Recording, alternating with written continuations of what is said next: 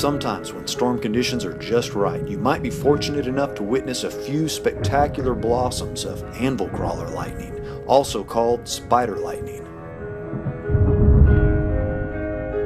Capturing 3 or 4 of these remarkable displays in an evening goes down on my books as a great day. Last Saturday night, I witnessed over 200. This video showcases the best 50 lightning discharges from that extraordinary storm in slow motion.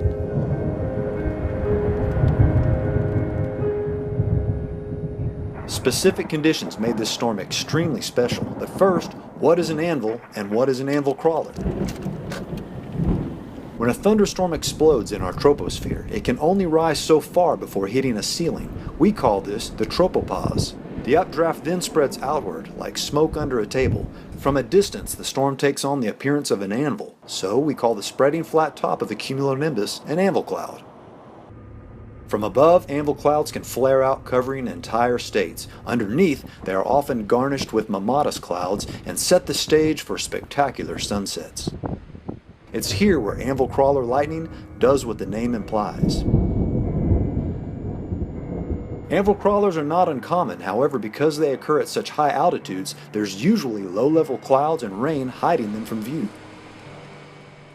It takes special cloud and rain-free conditions near a powerful thunderstorm to reveal them to you.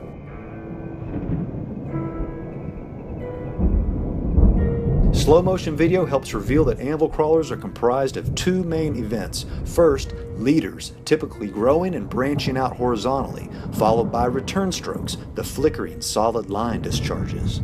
Some anvil crawlers are conjoined with a cloud-to-ground lightning strike, and others remain completely intra-cloud.